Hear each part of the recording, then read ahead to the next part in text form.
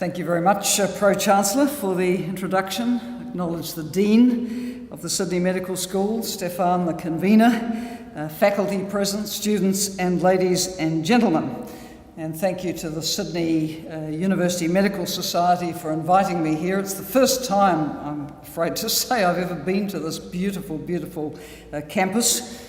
See the jacaranda trees flowering, and I'm told that anyone who hasn't started studying by now is in deep trouble, and it's all measured by when the tree is flowering. So tonight I'm going to speak on a health theme. I was in the distant past Minister of Health in New Zealand back in 1989-90. When I met my husband Peter, he was in the Department of Community Health at the University of Auckland. He had an esteemed colleague who always called it the Department of Community Sick because he didn't think it was oriented enough to public health. But I've had sort of health topics around me for a very, very long time. And now, as Administrator of the UN Development Programme, it continues to be rather relevant, not because the UN Development Programme is a specialised health agency, obviously it isn't, but it does end up doing a lot of work at the interface of health and other issues. And also with the coming of the Global Fund to fight HIV/AIDS, malaria and TB, the Global Fund, with many billions of dollars to invest in prevention and treatment, finds a number of countries don't meet its strict eligibility criteria for handling large sums of money. And in that case, it comes to the UN Development Programme, and we have something close to $500 million a year go through our books on HIV, malaria, TB-related work, and we have had to build up a whole sort of practice and area of expertise on that, but it does fit very well at the interface of health and development. The big debate in international development at the moment is what is going to come after the Millennium Development Goals. And I'm going to talk a little bit about the Millennium Development Goals and their health focus tonight, but also talk about how the whole health theme might be carried through into what is called the post-2015 development agenda, because the MDGs, for short, Millennium Development Goals, come to an end at the end of 2015. And I'm going to argue that it really does matter how health is framed in this global development agenda, because global development agendas are what they say. They set priorities, they shape the way the issues are dealt with in the foreseeable future. At UNDP, we see health as both an enabler of and a consequence of development. We work in areas across human development, human rights, gender equality, poverty reduction, environmental and energy issues, so many of which in different ways impact on health. And our approach is to see how we can make a difference overall to human development, and I'm going to talk a little bit about that theme as well. So let me start first with some definitions, like what is health, what is human development, and relate it back to some of the core documents of the United Nations and its organisations. If we go back to the preamble of the Constitution of the World Health Organization, agreed in 1946, it defines health as a state of complete physical, mental and social well-being, and not merely the absence of disease or infirmity. That definition reminds us that good health is built on broad foundations, and it denotes far more than just the absence of illness. 2 years later, 1948, along comes the Universal Declaration of Human Rights, agreed at the United Nations. And this is significant because it defines a right to health. In the Universal Declaration of Human Rights, it's declared that everyone has the right to a standard of living adequate for the health and well-being and I regret to say it says of himself and his family. We wouldn't let that sort of language stand today, of course, but the right to health has since been enshrined in global and regional human rights treaties and in many national constitutions. And then the third important declaration I wanted to refer to was, of course, that of Alma-Ata, now Almaty in Kazakhstan, where the major international conference on primary health care was held in 1978 and had a clarion call to achieve health for all by the year 2000. When I was a young health minister in 1989-90, this was really incredibly salient, how to achieve health for all by the year 2000. I hasten to say it wasn't achieved, there's still work to do. But that declaration was the first time there'd been an international declaration underlining the importance of primary health care in the broadest sense. So these three important documents, the Charter, the Universal Declaration of Human Rights, and the Almaty Declaration, all locate health as a universal human right. And as such, it then features very prominently in the human development paradigm. And the human development paradigm is what guides the work of the UN Development Programme. And it's a paradigm that comes out of the contribution to development thinking of Nobel laureate Amartya Sen, who collaborated with a very senior Pakistani economist, Mahbub ul Haq, and their thinking led to the start of the annual Global Human Development Reports, which are issued by UNDP each year. And at the back of it is a Human Development Index. And the breakthrough in the human development paradigm was to see development as much more than growth in GDP per capita. Astonishing as it may seem, up until this landmark work of Sen and ul Haq, development was very much equated with what's the size of your income per capita. And they said, no, development is far more than that. Development must be people-centred. You must measure broader things.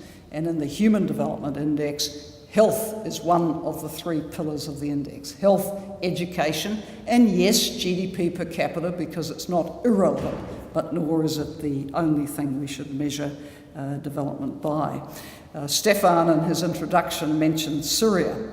It's been calculated that this terrible tragedy in Syria has led to the loss of 35 years of progress on the Human Development Index. In other words, Syria had been a middle-income country. It was coming up on its health and education indicators and its GDP per capita. A devastating conflict like this knocks the country right back, and it will take a long time to come back from that kind of blow. So then we come to how health starts to interact with human development. And of course, poor health can profoundly impact on human development.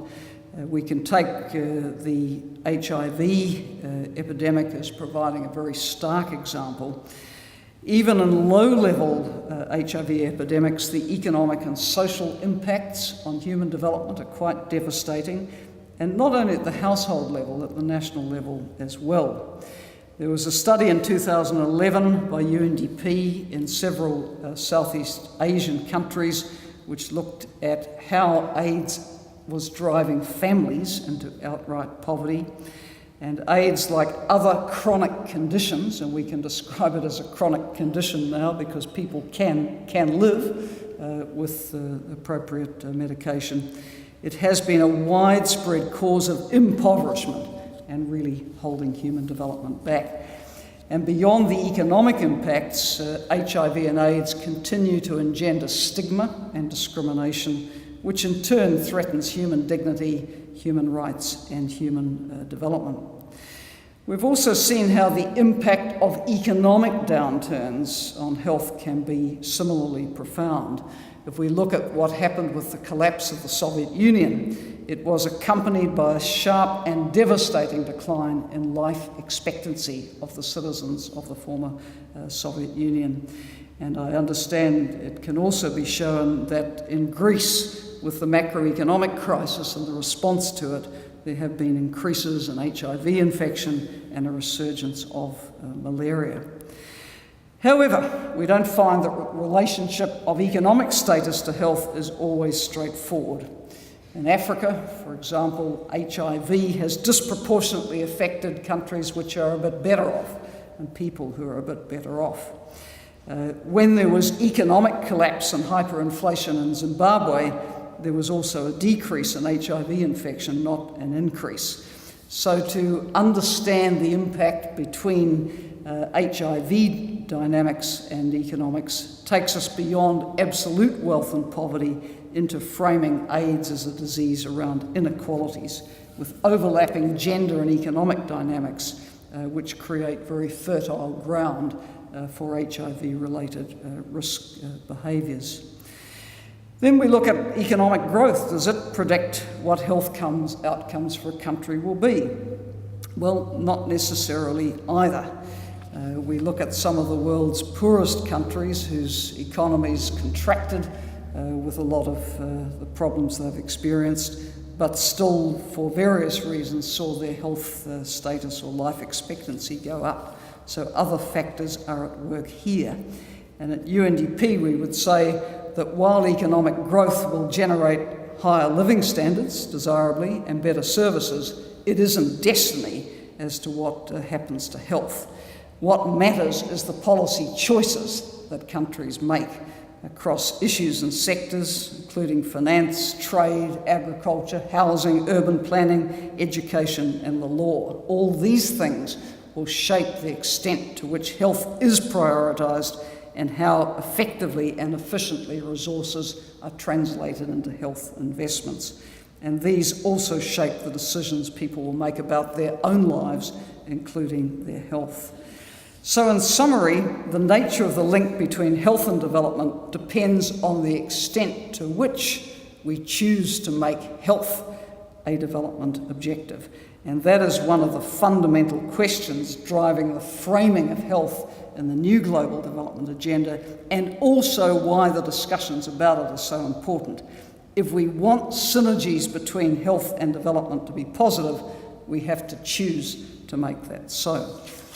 So let me talk for some minutes about where health figures in the current global development agenda, the Millennium Development Goals.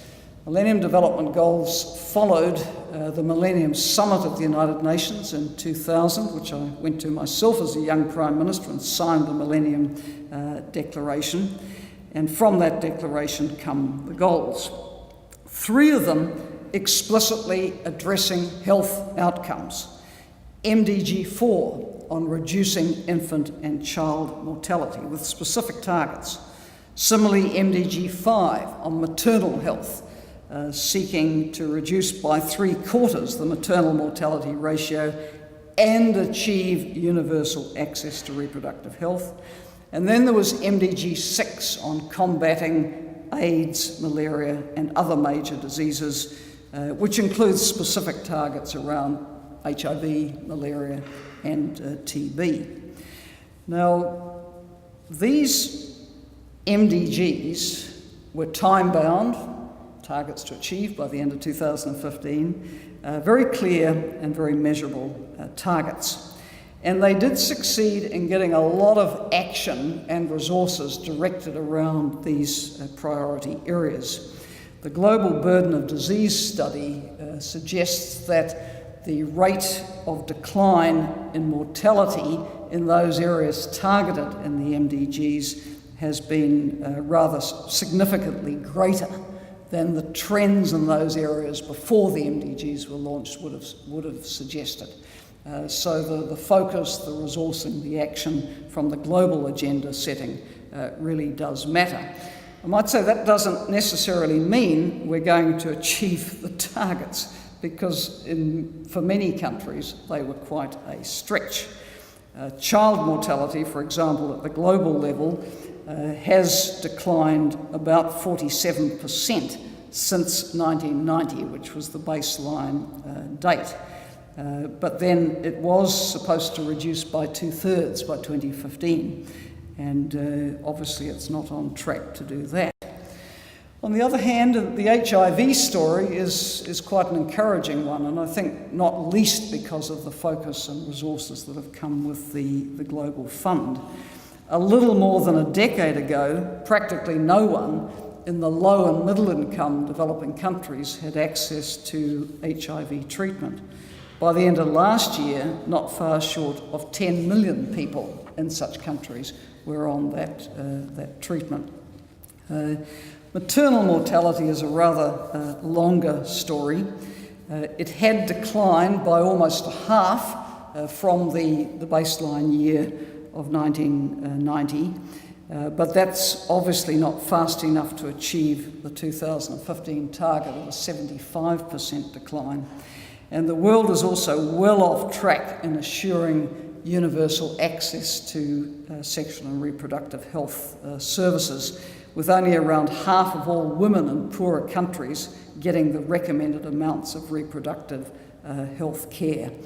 And without wanting to digress long on the subject, I think what it tells us, and this is a theme I'll come back to, is that health sector action alone doesn't help, isn't the whole story to achieving goals. In the case of the women's health goal, MDG 5, the status and lack of empowerment of women is quite a constraint on achieving these goals.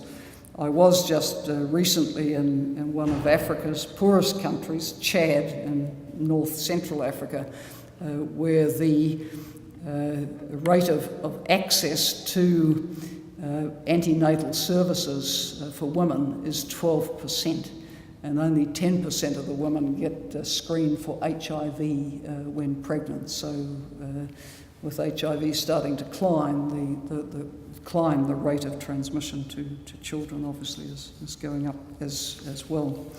So some interesting issues around the goals set. Yes, a positive impact, but not yet enough traction to get the whole way. And also when you look at global trends of progress on these health goals, they tend to disguise big inequities or inequalities in progress between countries. In Eastern Europe and Central Asia, for example, the epidemic is still moving upwards, particularly among marginalised groups, men having sex with men in these societies, and the injecting drug users and their sexual partners.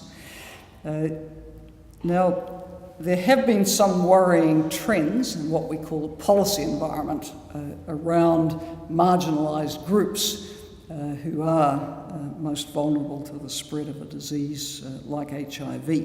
The criminalisation of men having sex with men, for example. And now this is compounding the response to the disease at the very time when global funding for it is starting to come off its peak.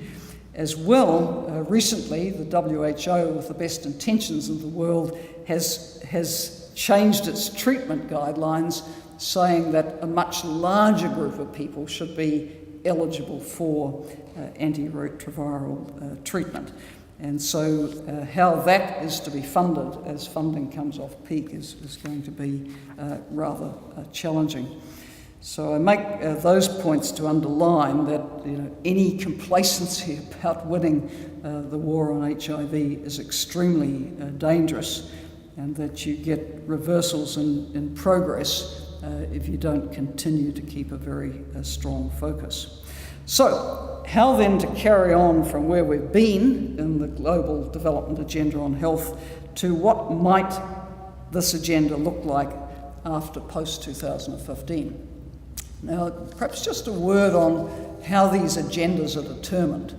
If we go back to 2000 and the Millennium Declaration, it was negotiated between the member states of the United Nations. The diplomats do the negotiations, and as a leader you turn up at a summit and you sign it. There was not widespread public engagement. Now, a lot has moved on since the year 2000. Civil society is much more active. There are many more voices in global policy debates. And it was determined at a relatively early stage of thinking, where will the global agenda shift to after 2015, that you couldn't just have it as a negotiation between governments. You had to hear the voices of the people. And the UN Development Group, which I chair, of all the agencies, funds and programs of the UN that impact in any way on development, decided that it should go with extensive public outreach to say, well, what do people think this agenda should look like? I often say that the words of the UN Charter start not with we the member states, but we the peoples. But often the UN has talked to the governments and not to the peoples. But we're trying to change that and get much more interaction directly with the grassroots of communities around the world.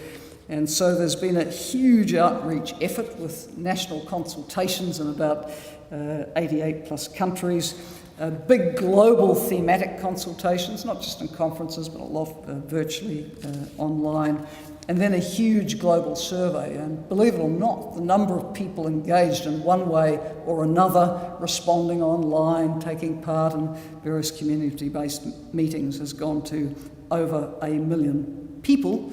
And we've produced a report on this of what the million voices are saying to encourage governments to focus on this feedback from the grassroots. And this feedback then goes into an open working group on sustainable development goals, as the goals beyond 2015 are likely to be called, and your government, Australian government, is represented on that group. So for those who want to advocate around the role of health or anything else in the global agenda, your own government is a player in this. So what's coming through this discussion? Well, firstly, people say, don't give up on the goals you've got. Very conscious that we're not there on maternal mortality and universal access to sexual and reproductive health. We're not there on child mortality. We're not there on winning the war decisively on HIV, malaria and TB. Don't give up on it. But also take into account issues which weren't in the MDGs, either because they weren't as prominent as issues or they simply were overlooked at the time. And there's also a very strong view that the agenda should be firmly anchored in human rights principles. I might also say, and this is really the subject for another whole lecture, that in the global survey, education and health came out as top priorities for people, but sitting at around third or fourth place of people's priorities for a better world was more honest and effective government. I'm going to talk a little bit on this theme tomorrow night, but around the world we find people quite fed up with their governments.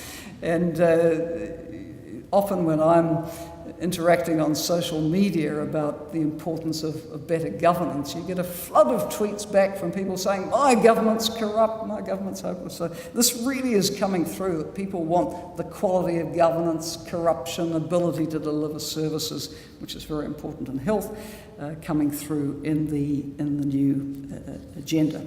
So, central focus of the new agenda will be poverty eradication. But of course, health is critical for that. The Secretary-General produced a report for the big meeting on the Millennium Development Goals at the UN about 3 weeks ago. And one of his calls was a focus on improving health in the new development agenda.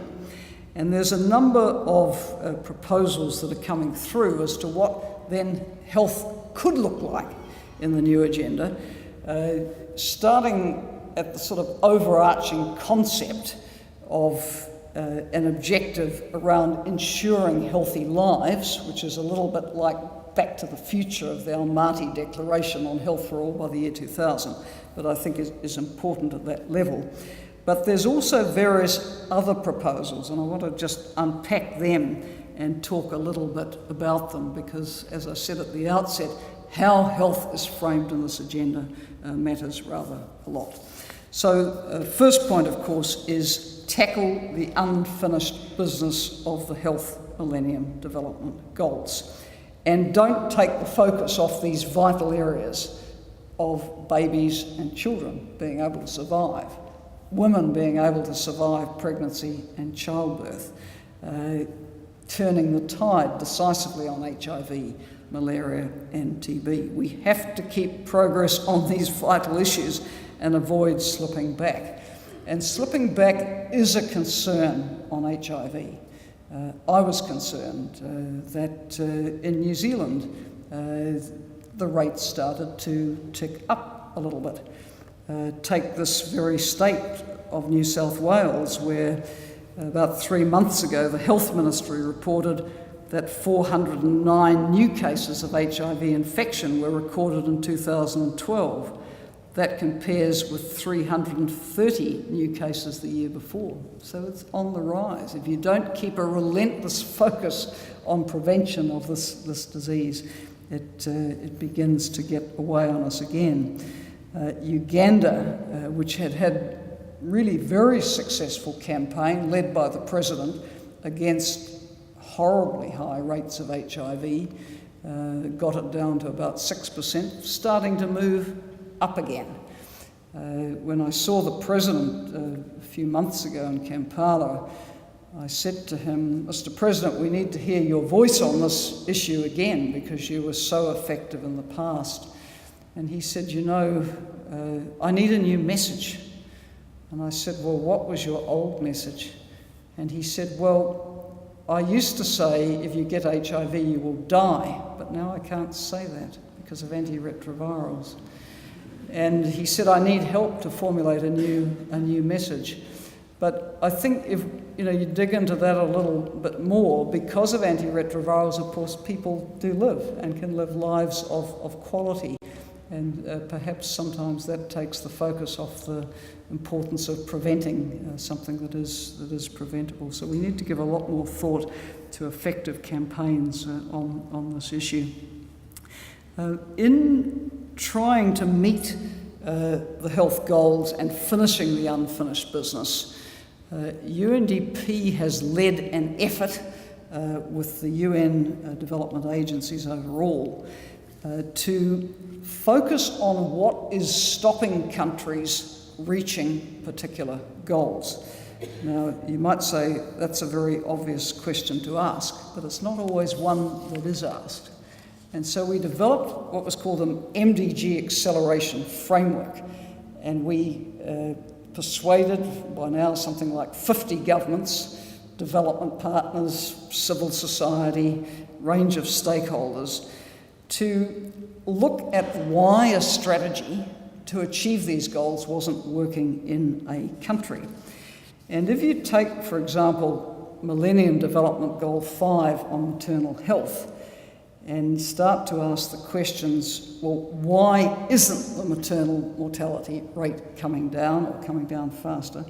Yes, you do find some barriers within the health sector itself, which may be not enough services, not enough health workers, but you also find other things. You find that actually the service is no use if you can't get transport to it.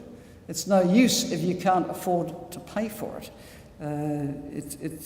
There are other barriers outside the health service itself which stand in the way. One of the action plans in this acceleration initiative was drawn up in Ghana. And in Ghana, they definitely identified transport as an issue, so there was a scheme negotiated where pregnant women would have free transport to antenatal and birthing services. The cost was also identified as an issue, so efforts were made to ensure that every woman could be enrolled in the National Health Insurance Scheme. But then there was a third key issue, which is rather more difficult to resolve, and that is that the maternal mortality rates are the highest by far among young adolescent girls. And there you're running into the bigger issue of the life of the girl, the right of the girl to develop to her full potential, to stay in school, to marry at an age of her choice, to determine where she has her children. And these are much bigger issues of social mobilisation around gender, education and prospects for girls. So I think when you start to delve into this exercise of what is holding up achievement of a goal, you may find the answer well beyond the health sector itself. So don't give up on the MDGs and the targets is the first key thing, I think, in shaping the new agenda. The second one is prioritising tackling the non-communicable diseases. I think up until perhaps relatively recently in the development discourse, there may have been a tendency to think that's a problem for rich countries. It's not the big priority in developing countries. Well, that idea needs to be banished. Nearly 80% of all non-communicable diseases deaths are estimated to be occurring in developing countries. If you look at the rate of diabetes in China and India, it's really quite striking. The socioeconomic consequences of the non-communicable diseases are significant. There is a report out from Harvard School of Public Health and the World Economic Forum suggesting that over the next 20 years, NCDs will cause a cumulative economic output loss of $47 trillion globally. It's such a big figure, I'm really not sure how many noughts I should put on the end of it. An estimated 3/4 of healthcare spending is attributable to the NCDs, and many millions of people could be pushed back below the poverty line if the cost of services for treatment is beyond their reach or if there's not adequate social protection. So this is a priority for all countries. Take Australia, for example. I'm told it's estimated that if weight gain continues at current levels for people in this country, by 2025, close to 80% of all adults and a third of all children would be overweight or obese. In some countries, major non-communicable diseases issues are already a reality. If we take Nauru in 2010, 93% of people were considered to be overweight and 71% obese. This is a huge impact on human development. But, of course, these trends are not irreversible. You can take public policy action which will make a difference. And in the area of tobacco, which I have some experience of fighting myself as a health minister and introducing the first smoke-free environments law in New Zealand, which started to close in on where people could smoke and where they couldn't in public places, and banned the advertising and promotion of tobacco. You can make progress. Australia has led the way with the world's first plain packaging laws. I know it's had to fight hard-fought battles in courts with tobacco companies, and the battle isn't over with challenges mounted through the WTO, etc. But these very proactive public policy measures are very important in tackling the NCDs, and I hope more will be encouraged by the example that Australia is setting. UNDP is one of the UN agencies which does support countries to implement the Framework Convention on Tobacco Control, a convention, again, that I had something to do with going back to my past as a health minister many years ago. Now, third issue that is coming into the frame on shaping health in the new agenda: universal health coverage. The goal being to see that everyone can get the health services they need, whether they're educative, preventive, curative, rehabilitative, without financial hardship. Obviously something we find very desirable in Australia, New Zealand, and many developed countries. Now, it's not something that people in a lot of developing countries enjoy. It's thought that probably 150 million people are pushed into poverty every year because they can't afford the healthcare costs their families need. Again, we're seeing developing countries starting to put in place programs like national health insurance programs to overcome that. But certainly setting a universal goal around health coverage might prompt more action. However, with my public health orientation on, I would want to underline that universal health coverage is not a panacea for addressing the range of health challenges. Yes, we should address affordability and access to health services, but we also have to address the social determinants of health. And that's the fourth point I want to make about the shaping of the new agenda. Of course, health inequities are found everywhere within countries as well as between countries. In this country, my country, around the world. They follow the various social lines we have in our communities: income, education, occupation, sex, race, ethnicity, many factors. These divisions are driven in turn by economic and social policies and political choices which create conditions in which people are more likely to engage in risk behaviours and to struggle to access health care. So while the structure of a healthcare system is an important input into the level and distribution of health, health inequities persist even when healthcare is free and available. Ultimately, what determines the distribution of health is beyond the health system, or well beyond what we consider as medicine. It will be familiar to an audience like this one that the biggest gains in life expectancy in the last century occurred before the widespread availability of the biomedical wonders of vaccines and antibiotics. Take, for example, TB, which for much of human history was characterised as a disease of deprivation and poverty. In England during the Industrial Revolution, 1 in 4 deaths came from consumption. The setting was conducive to a sustained epidemic as a result of overcrowded housing, poor nutrition, and an absence of workplace health and safety regulations. When those things improved, the tide turned, and 2/3 of the decline in TB mortality occurred well before the introduction of life-saving treatments. So, overall, action on the social determinants of health will make a difference. And if I could give another HIV example from work my own organisation's been very engaged with, we decided in 2010 to set up a global commission on HIV and the law. And among our commissioners was the Honourable Michael Kirby of Australia. And I challenged this commission to be bold, to look at what the successful interventions of a public policy kind on tackling HIV had been, look at the evidence and produce a report, which they duly did.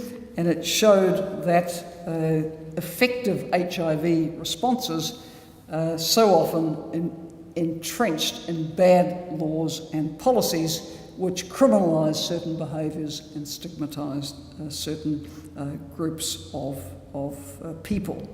And the Commission came out with very strong argument that evidence-based law and practice, which is firmly grounded in human rights, is absolutely critical for challenging stigma, promoting public health and protecting human rights. And we are taking this report around the world and talking with countries about what you can do to fight the HIV epidemic without spending a cent, namely change your laws and you will get better results. And interestingly, in Guyana, in the north of South America, recently the Parliament rejected a bill criminalising HIV transmission on the grounds that it was just bad public health policy. So, these ideas are certainly getting some traction, not everywhere, but are getting traction. Addressing social determinants of poor health also takes us into the sort of territory of what is going to be the impact of development of, say, large new infrastructure projects. For example, when you bring in a workforce to construct and operate mines, dams, new roading, you create opportunities for labour migration and for expanded sexual networks. So some of the work we've been doing is looking at how you could reduce the negative HIV, broader health and gender impacts, which are often associated with big capital spending projects. And some of the work is around supporting relevant government ministries to ensure that those issues are looked at when the social and environmental impacts assessments are done. So, as I draw to a conclusion, let me ask the question, how do these broader considerations of health and human development affect people here in this country and more broadly? I want to underline that human development is not something just to be talked about for poor countries. It is a relevant concept wherever there is poverty, inequity, discrimination and exclusion, and wherever some groups are experiencing a disproportionate burden of disease. Partnerships are vital in tackling the health dimensions of human development, as health is impacted by what happens across many sectors. Health outcomes are the result not only or often not even of individual choices, but rather from collective choices and circumstances relating to economies, the environment, social and cultural norms, and much more. These broader choices and circumstances have profound consequences for the health of people, whether we're talking about Singapore, Shanghai, or Sydney. I think the students here tonight who are in an early phase of a health career are going to face challenges unimaginable to previous generations. Globalisation and the increasing interconnectedness of peoples, for all the benefits, also do expedite the spread of deadly disease. For sure, new viral and bacterial strains will continue to emerge, and some of them will be very stubbornly drug resistant. The global food and drugs trade has already challenged existing oversight and enforcement mechanisms, as tainted goods have sickened those who consume them, sometimes halfway around the world. Then think too of what this warming climate is going to do to health. Studies suggest that climate change could expose an additional 2 billion people to dengue fever transmission by the 2080s. Malaria, so strongly influenced by climate, is responsible now for the loss of around 700,000 lives a year and is projected, as the climate warms up, to spread its range further after decades of contraction. While rates of malnutrition and undernutrition, which contribute so directly to child mortality in developing countries, are expected to worsen. The WHO estimates that global warming since the 1970s has caused more than 140,000 extra deaths a year, while the direct cost to health of climate change could reach $2 to $4 billion a year by 2030. So these are big challenges. They are growing and they don't respect our national boundaries.